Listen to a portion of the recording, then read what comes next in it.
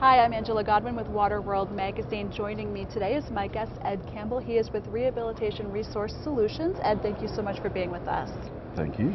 You have just delivered a paper here at No Dig in Denver talking about practical design approaches to coatings and liners for manholes. Correct. What are some of the key concepts that you were talking about in that paper? Well, I think the main concepts are that you have to look to what the site-specific parameters are for these liners to perform, and then you need to design to those.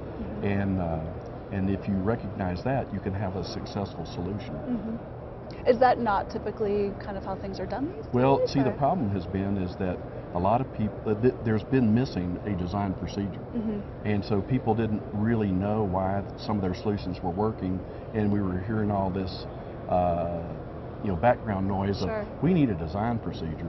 And so Raven was kind enough to help me and fund my research so that I could look into the problem, and we found out some very interesting things about it, and that's what this paper has now presented as. Yeah, and one of the things you talk about is unbonded and bonded coatings, and so what are the differences there? Why is it important?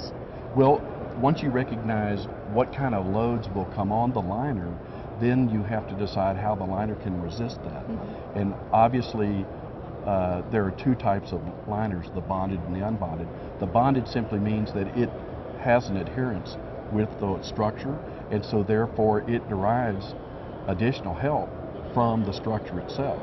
Whereas an unbonded means either it can't or it's not likely to get that, so it has to be a freestanding shell, and therefore it's subject to all the loads.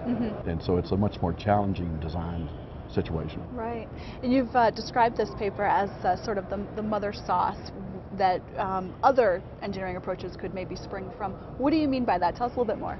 Well, that's kind of a metaphor or an analogy to my cooking ambitions, and that is that, one mother sauce leads to other multiple sauces.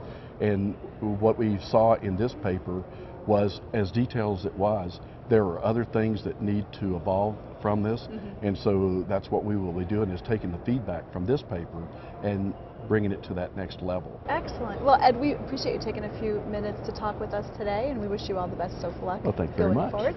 And we encourage our viewers to check out that white paper by Ed discussing practical design approaches to coatings and liners for manholes. Thank you very much for joining me today. I'm Angela Godwin with Water World Magazine.